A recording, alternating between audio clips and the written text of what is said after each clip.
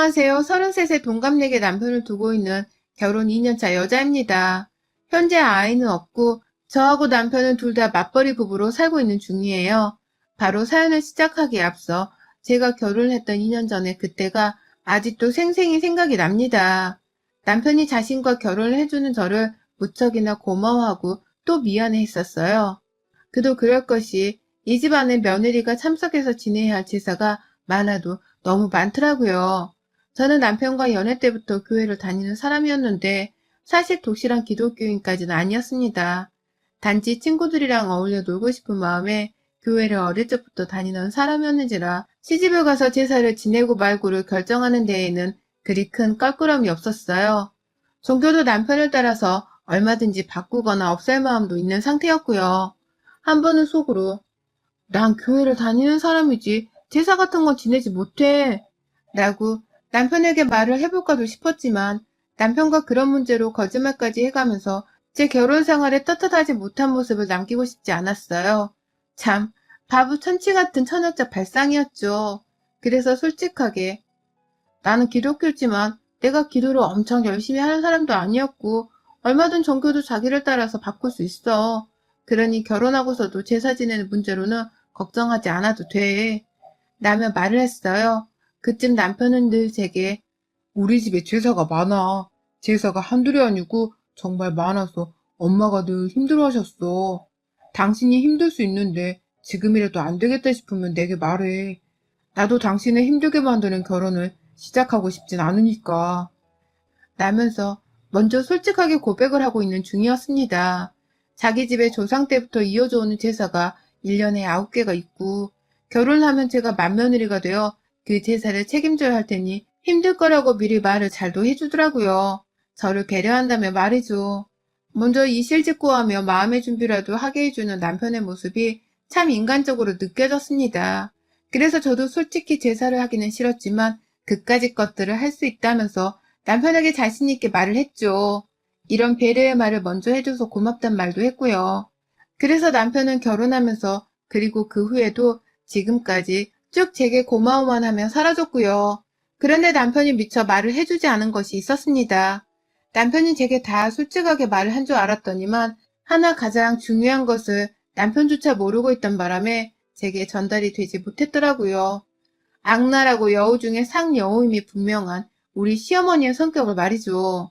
어머님 성격은 정말 욕을 한 바가지 퍼주고 싶다가도 침을 꼴까닥 삼키게 만드는 마성의 상여우셨습니다. 이런 말을 하고 있는 제가 다 민망스럽고 화딱지가 생길 만큼이요. 지금 결혼한 지가 2년 차라 아직도 시어머니를 적응하지 못한 채로 살고 있었어요. 작년까지는 정말 매년 보는 어머님이 새롭게 느껴질 지경이었죠. 결혼하고서 제사가 9번인데 저랑 남편이 둘 다 맞벌이를 하는지라 하나만큼은 약속을 했습니다. 제사랑 일을 선택해야 하는 바쁜 날이 찾아오면 그땐 눈치 보지 않고서 일을 택하겠다고 말이죠. 그래서 실제로 약을 하던 날이나 제가 중요한 프로젝트를 맡게 되어 눈코 뜰 새 없이 바빴던 시기에는 제사가 있어도 참석을 하지 않았어요. 비교적 널널한 편이었던 남편이 혼자서 참석을 하곤 했고요.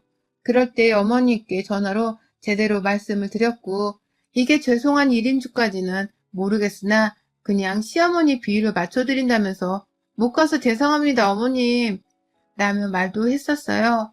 그게 고작 1년에 9번의 제사 중에서 겨우 한두 번에 불과했는지라 어머니께서도 겨우 한 번인데 뭘 일이 중요하지 라며 대답을 해주셨고요. 그런데 시어머님이 결혼 1년차가 끝나가던 중에 남편이 한 번은 시어머니께 혼자서만 따로 불려간 적이 있었어요.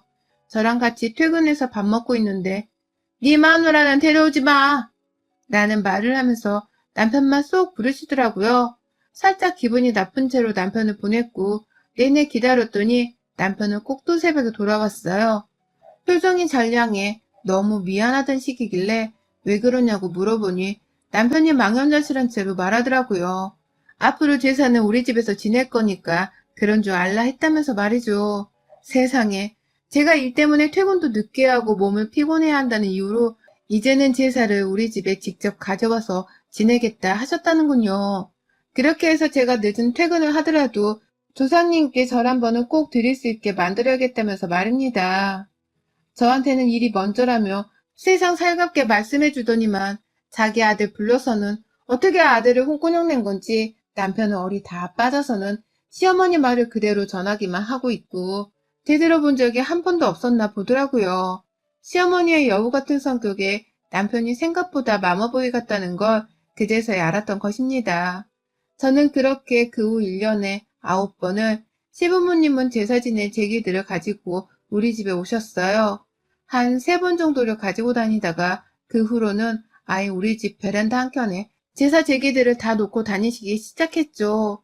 퇴근을 하고 집에 오면 시어머니는 왔냐며 저를 맞이해 주는데 기다렸다는 듯이 행동을 바꾸시더라고요. 본인이 내내 앞치마를 메고는 제사 준비를 하다가 제가 퇴근하는 순간 본인은 부엌에서 땡 하며 퇴근을 하셨습니다. 제사를 지내려면 빨리빨리 음식 준비를 해야 바로 제사를 끝내고 저도 좀 퇴근 후 휴식을 취할 텐데요. 어머님은 일부러 세워라 내워라 음식 준비를 느려 터지게 하시다가 제가 퇴근을 하고 난 후에서도 제대로 된 음식을 끝내놓지 못하셨어요. 그 바람에 시아버지는 이미 제가 퇴근하기 전부터 화가 나서 시어머니를 재촉하고 계셨고 어머님은 제가 퇴근하는 순간 기다렸다는 듯이 앞치마를 벗어서 제게 주며 말씀을 하셨습니다. 이제 우리 며느리 차례네. 라고 말이죠. 그러면 저는 옆에서 빨리 음식을 만들려고 인상을 잔뜩 찡그리고는 시어머니를 노려보고 계시던 시아버지 눈치를 보면서 그 앞치마를 후다닥 받아들였고 퇴근 후 한 번을 제대로 앉아서 쉬지도 못한 채 요리 준비를 빨리 끝마치곤 제사를 지냈어요. 제사 하나 지내는 것도 절만 한다고 해서 끝나는 게 아니거든요. 그거 다 상위에 올려놓고 시아버지랑 남편이 먼저 절하고 말씀 나누면 그 뒤에 저랑 어머님도 따라 절을 올리고 제사 끝나면 또 상위의 음식을 치우고 냉장고 정리를 하고 설거지를 한다고 일이 아주 산더미였어요. 그걸 어머님은 저에게 먼저 맡기려는 듯 아주 대충 도와주면서 설렁설렁 일하셨고요. 마치 며느리가 들어왔으니 이제는 제사를 혼자 안 지내도 된다는 식으로 그 많은 일들을 일하다 온 저한테 떠넘기려 하는데 저 혼자서 얼마나 가슴이 꽉 막혔는지 모릅니다. 그나마 다행이었던 것은 시아버지 성격이 워낙 빠릿빠릿한 걸 좋아하시는 바람에 일을 빨리 끝내고 집에 가기를 원하셔서 남편이랑 시어머니가 어떻게든 일거리 하나라도 더 도와주려고 하셨던 것이에요. 남편은 처음부터 끝까지 제가 하는 일을 도와주려 안달냈었고 시어머니는 아들의 시아버지까지 재촉을 하면서 나서니 어쩔 수 없다는 식으로 늘 손을 거들었죠. 어떻게든 우리 집에서 하루 정도는 자고 가고 싶은 눈치를 여러 보이시면서 아유 제사 하나 끝내니 시간이 금방 가네. 그냥 자고 가도 되는데 라고 말씀을 하셨는데요. 이것 또한 천만다행이게도 저희 시아버지께서 아무 곳에서 잠을 자지 못하시던 바람에 뭘 여기서 자긴 자 멀쩡한 집을 놔두고 그러니까 집에서 그냥 제사를 지내자니까 쓸데없이 왔다 갔다 해가지고는 라면서 신경질을 부리시는 바람에 조용히 두 분 다 시댁으로 돌아가셨습니다. 전 정말 저를 위해 주는 남편과 까탈스럽고 빠릿빠릿한 시아버지가 안 계셨으면 절대로 지금까지 버티지를 못했을 거예요. 그게 아니었다면 저는 차라리 기독교인이라고 선언을 하면서까지 제사를 그만 지내겠다고 선전포고를 했을지도 모릅니다. 저는 계속해서 몸도 피곤하고 마음도 피곤하다며 남편에게도 감정이 무뚝뚝해지더라고요. 분명 우리는 아직 신혼인데 우리가 이런 식으로 시부모님을 1년에 9번이나 맞아서 우리 집에서 제사를 지내야 하나 싶었던 것이었죠. 남편이 미리 경고한 내용이긴 했지만 이게 참 알고 당해도 기분이 더러운 건 어쩔 수 없는 겁니다. 회사 일이 바쁠 땐 빠질 수 있기라도 했는데 이제는 빠지기는커녕 계속해서 우리 집에서 제사를 다 지내는 꼴까지 다 봐야 했는지라 기분이 좋지 못했어요. 제가 이렇게 감정의 변화를 겪으니 남편도 결국 제 걱정을 하기 시작하더라고요. 그러더니만 코로나가 심해지는 와중인데 우리는 언제까지 1년에 제사 9번을 다 지내면서 살아야 해. 라는 식으로 딴지를 제대로 걸었어요. 이러다 제가 교회를 나간다고 제사를 아예 안 지낼 수 있다고 말할지도 모른다는 말까지 시어머니께 전한 건지 시어머니가 살짝 겁을 먹고서는 자기 집에서 다시 제사를 지내겠다고 선전포고를 한 겁니다. 절대로 제사를 안 지내겠다는 소리를 못한 채로 그저 자기 집에서 다시 제사를 지낼 테니 집으로 시간이 되면 오라는 식의 말을 하신 것이었어요. 저는 그마저도 어디냐면서 무조건 감사하다고 오케이를 날렸고 그건 저를 걱정하던 남편도 마찬가지였습니다.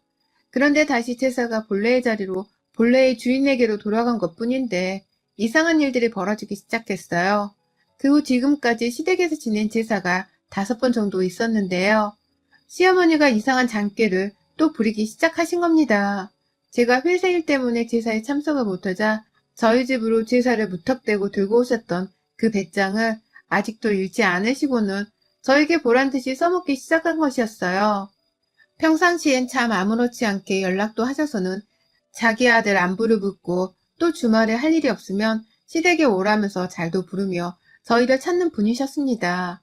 단 한 번도 아픈 적이 없으셨을 만큼 늘 팔팔한 상태로 며느리와 아들 얼굴 한 번을 더 보려 하는 분이셨어요. 그렇게 찾아가면 아무 일도 하지를 않고 자기 집인데도 불구하고 며느리한테서 깎이는 과일, 차려지는 밥상 등을 얻어먹으려고 늘 혈안이 되어서는 부엌으로 저를 집어넣는 분이기도 하셨고요. 그런 어머님께서 참 신기하게도 다가오는 제사 때만 되면 한 달 간격으로 드러눕기 시작하더라고요. 그러니까 1년 12달 중에서 제사가 있는 날이 무려 9번이라 거의 매달 시어머니를 만나야 하는 것과도 다름이 없는 팍팍한 스케줄을 가지고서 살았습니다. 그런 어머님이 평상시에는 그렇게 아들이 보고 싶다면서 옆에 끼고 지내려 하시고 신나게 불러서는 술도 벌컥벌컥 마시면서 아들이랑 잘도 떠들고 노시는 분께서 제사가 다가오기만 시작하면 퍽 하고 드러누우시는 겁니다. 처음엔 그날이 주말이었는데요. 단순 빈혈이 느껴진다면서 아무것도 못하겠다고 손을 놓고서는 방 안에서 드러누워 계시는 바람에 제가 나서서 그날 하루의 제사 일을 모조리 다 준비를 했고요. 자기 아들이 제 손을 거둔다고 자꾸만 부엌을 왔다 갔다 하는 광경을 실눈 뜨고 목격하신 건지 그제서야 나와서 한다는 말이 아들아, 너는 엄마 좀 봐주라. 와서 엄마 머리도 좀 만져주고 라면서 지 아들을 데려가 쉬게 하려고 꼼수를 부리더라고요. 전 솔직히 그때까지만 하더라도 어머님이 진짜 아프신 줄을 모른 채로 저 혼자 열심히 제사 준비를 했었는데요. 2번째 제사가 찾아오던 그 다음 달에 바로 눈치를 챘죠. 신나게 지내시다가 또다시 제사가 찾아오자 언제 그랬냐는 듯이 정신을 못 차리고서는 이번에 빈혈이 아닌 감기 몸살을 빌미로 몸져 누워 계시는 어머님의 모습에서 순간 저게 연기가 아닌가 하는 생각을 해버렸습니다. 그리고는 현장을 잡았어요. 꿀물 한 잔을 타달라고 구태여 바쁜 저에게 심부름 하나를 더 시키길래 알겠다고 하면서 부엌에서 만들고 있는 사이 혹여나 싶어서 시아버지와 남편이 제사상을 준비하는 사이에 시어머니 계시는 방문을 슬쩍 열어보니 그 안에서 핸드폰으로 TV 영상을 보다 말고 제 인기척에 핸드폰을 끄고 자는 척을 하는 어머님을 제가 봤거든요. 확 덮쳐서는 여기서 뭘 하면서 쉬고 있었냐고 한마디를 거두려고 하다가 말았습니다. 아휴, 그 자는 척하는 꼬라지가 너무 어처구니가 없기도 하고 체면치레도 안 될 만큼 딱해 보이기도 했는데 자기 스스로도 그 순간 눈 감고 자는 척을 하면서 얼마나 쪽이 팔렸을까 싶었거든요. 그냥 스스로 좀 더 얼굴을 붉히며 조마조마하라고 내버려 뒀죠. 그 후로도 뭐 제사 날짜만 다 와가면 며칠 전부터 저 보란듯이 죽는 소리를 해가면서 아프다고 몸이 피곤해 움직이질 못해 죽겠다면서 앓는 소리를 하는 시어머니의 꾀병을 저는 다 알면서 받아주었고요. 저뿐만 아니라 시아버지도 남편보다 먼저 눈치를 채신 건지 저번 제사 때는 또 아파? 아니 어째 조상님께 제사를 지내는데도 허구한 날 제사만 앞두면 귀신같이 아프대. 조상님이 빙이라도 한 거야 뭐야? 라면서 대놓고 꼽을 주시더라고요. 꾀병인 거 아는데 또 그 짓을 하고 있다는 걸 돌려 말하는 시아버지의 말씀에 시어머니는 아니 진짜 아프다니까 라며 괜히 투정을 더 부리셨고 그런 두 분을 보면서 저는 내심 속으로 실실 웃었습니다. 우리 시아버지의 시원시원한 성격이 좋기도 했고 시아버지가 더 화를 내주시길 바랬는데 그러지 못하시니 답답한 마음도 조금 있었네요. 그러다 바로 저번 주 저희가 또 하나의 제사를 맞이했습니다. 이번에도 시어머니가 얼마나 꾀병을 피우실까 싶어서 은근히 기대가 되더라고요. 그런데 저조차도 너무 정신이 없이 회사에서 일을 하다가 그날 딱 하루 여유가 생겼던 거라서 솔직히 인내심이 바닥인 상황이었습니다. 나는 일까지 하느라 힘들어 죽겠는데 시어머니가 또 내 앞에서 보란 듯이 아프다고 꾀병을 부리면 내가 단단히 화가 날지도 모른다는 생각을 하면서 시댁을 찾았어요. 솔직히 가기 싫어 죽겠었지만 옆에서 제게 미안해 어쩔 줄 모르는 남편이 다 불쌍하다며 그냥 갔습니다. 일단 갔어요.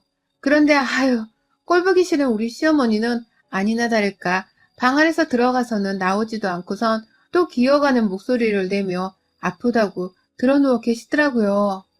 아이고, 니들 와줬구나. 며느라, 들어가면 내가 재료는 다 준비해놨으니 너가 손짓만 하면 된다. 라고 죽는 소리를 하시길래 네! 라고 떨떠름이 대답을 한 채로 부엌을 갔는데요. 가보니 재료가 정말 다 준비만 되어 있고 하나도 제대로 다듬거나 씻어놓지도 않은 채로 딱 장바구니 안에 들어가 있더라고요. 순간 저도 모르게 쓴 한숨이 팍 새어나왔죠. 제가 한숨을 쉬면서 부엌을 바라보니 남편도 어머니께 인사를 드리고 부엌에 와선 와, 진짜 이렇게 아무것도 안 하셨다고? 라면서 제 어깨를 토닥이는데 순간 너무 짜증이 나고 남편조차 상대를 하기 싫다며 어깨를 털어버렸어요. 제 어깨에 손을 대라는 저만의 제스처였던 것입니다. 그러자 남편도 사뭇 놀랬나 보더라고요. 제 인내심이 슬슬 바닥에 다다른 게 아닌가 싶었는지 말이죠. 그때 시어머니가 또 꾀병으로 누워있는 것에 내내 화가 나 계셨는지 시아버지가 저희 부부를 따라서 부엌으로 들어오셨어요. 며느라, 내가 오늘은 정말 안 되겠구나. 라면서 비장한 표정으로 들어오시는 시아버지는 내가 지금까지 내내 뭐라도 좀 하라고 옆에서 잔소리를 퍼부었는데도 저 옆엔 내가 말을 안 들어. 라면서 제 앞에서 급기야 시어머니 욕을 하시더라고요. 며느리랑 아들 앞에서 와이프 뒷담화를 하시기 시작한 겁니다. 오죽 속이 터질 것 같으셨으면 말입니다. 그러니 저도 네, 저도 예상은 했습니다, 아버님. 라면서 열을 올렸고 남편은 내내 저를 제대로 터치하지도 못한 채 달래준다고 내가 할게. 내가 여기 거부터 씻을까? 라며 눈치를 보는데 이 상황 자체가 너무 이상한 바람에 몸둘 바를 몰랐어요. 제가 놀다가 늦게 온 것도 아니고 일하고 나서 퇴근하자마자 집에 가지도 못한 채 시댁에 제사를 지내러 온 건데 시어머니는 내내 집에서 놀고 계셨으면서도 제사 음식 손질 한번 하실 생각을 못 하신 건가 싶어서 울분이 터지더라고요. 이렇게 늦게 제사를 준비하고 늦게 제사를 끝마치게 하고서는 잠까지 잤다가 내일 아침에 집으로 돌아가게 하려는 시어머니의 계획이 분명했음을 알아차렸어요. 그리고는 정말로 시어머니의 계략대로 저는 개고생을 하며 제사를 늦지막히 끝마치고는 결국 여기서 잠까지 자고 다음날 집에 돌아갈까봐 걱정이 되기 시작했어요. 걱정이라기보다는 화가 난다는 것이 더 정확한 표현이었을 거고요. 결국 저는 시어머니께 도움을 요청하기로 했습니다. 요청하는 말로 음식 손질을 도와달라고 말을 꺼내서는 만약 내 말을 듣지 않을 시 이 모든 상황을 난장판으로 만들 수도 있겠다는 협박이라도 해볼 참으로 말이죠.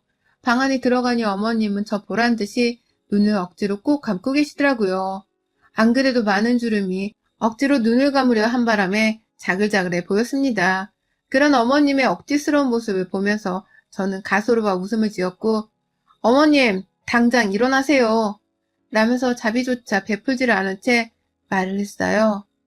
어머님은 제 말을 듣자마자 못 들은 척 가만히 계시더라고요. 그러더니만 한다는 말이 나 못 일어나 였고요. 쳇바퀴를 도는 듯 자꾸만 반복되어 일어나는 어머님의 꾀병과 연기력에 감탄을 하는 도중 저도 이제는 봐주지 않겠다면서 재차 말씀을 드렸습니다. 일어나세요. 저 그냥 확 집에 가버리기 전에 일어나서 조금이라도 도와주세요. 라고 말이죠. 저 오늘 어머님 계속 누워있으면 이제 여기 안 와요. 오늘이 마지막 제사고 어머님이 나이 들어 손발 제대로 못 쓰실 때까지 절대로 대신 제사를 지내드리지 않을 거니 마음대로 하세요. 그 꼴 보고 싶지 않으면 지금 당장 일어나세요. 라고 말입니다. 웃음기 하나 섞지 않은 채 당장이라도 이 집구석을 떠날 준비가 되었다며 말씀을 드렸고 뒤에서 시아주버님으로부터 시작해서 남편까지 모두 다 얼른 일어나, 얼른! 라면서 저를 붙잡겠다는 듯이 시어머니를 재촉했습니다.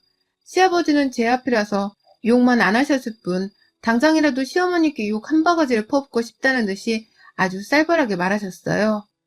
옆에 내가 진짜 며느리 앞에서 쪽팔린 줄도 모르고 아유 저거 진짜 라면서 과격히 말이죠. 결국 시어머니는 본인 체면이 말이 아니셨는지 일어나긴 일어나셨는데 머리를 지끈거리면서 몸에 힘을 푼 채로 말하더라고요. 아픈 시어머니를 이렇게까지 일시켜야겠냐고 말이죠. 아픈 사람이야지 배려를 해주던지 말던지 할 텐데 아프지도 않은 사람이 끝까지 쾌방질을 하니 미치겠더라고요. 한편의 개그 콘서트를 보는 것 같아서 말이죠. 결국 저는 어머님의 팔뚝을 잡아 끌고선 부엌으로 향했어요. 노인네 아프실까봐 힘도 안 들이고서는 옷자락만 잡아 끌었는데 아! 왜 때리니? 라면서 엄살이란 엄살을 다 부리는 어머님의 말씀에 빡이 쳐서는 그냥 팔뚝을 잡아 끌어버렸습니다.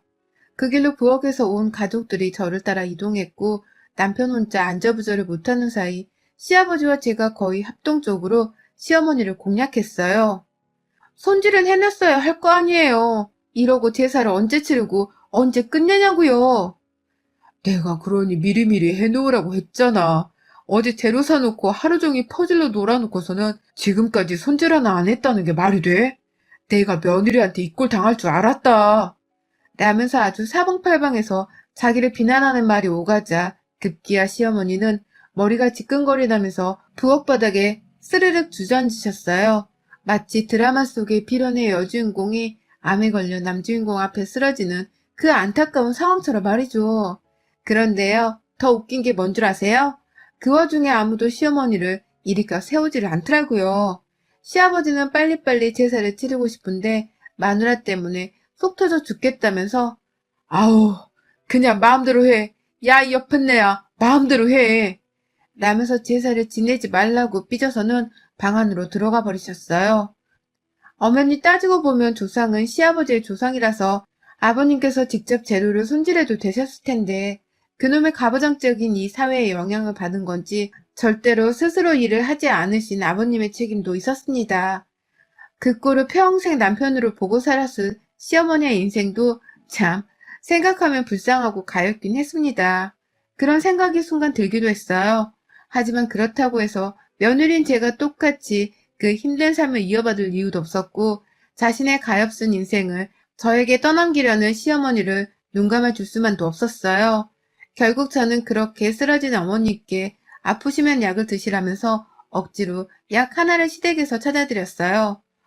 아프면 약 드시라며 열도 안 나는 사람한테 집에 있던 개부린 약이 있길래 하나를 가져다 드리니 그걸 또 머리 아픈 척하면서 억지로 드시래요. 그리고 난 후 저는 집을 나섰어요. 아버님이 안 지내신다고 하니 저도 지낼 이유가 없어요. 이게 다 어머님이 아프셔서 벌어진 일이니까 나중에 아버님께 어머님 혼자 다 욕 쳐드세요. 오래 건강히 살려면 욕 먹는 게 직방으로 좋아요.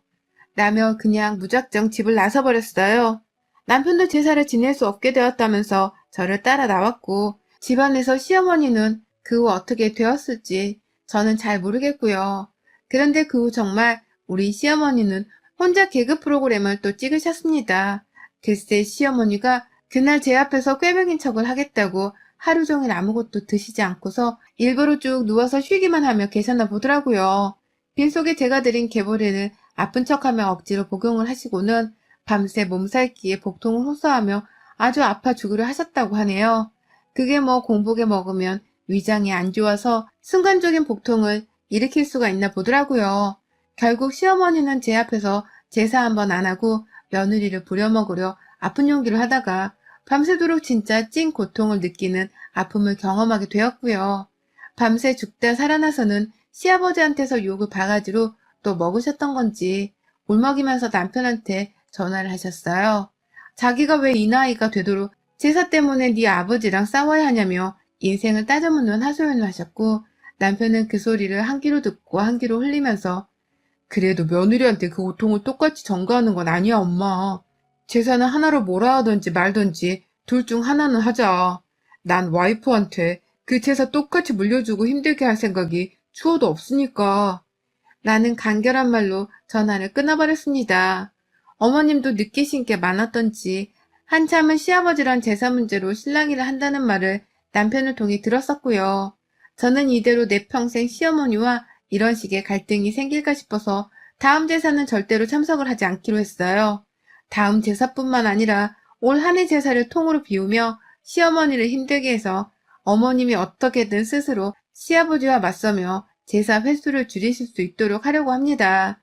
그래서 제가 미래의 제사고 뭐고 더 이상 결혼해서 시댁 문제로 힘든 일이 없길 바라고요. 여러분의 생각은 댓글로 남겨주세요. 오늘도 시청해주셔서 정말 감사합니다.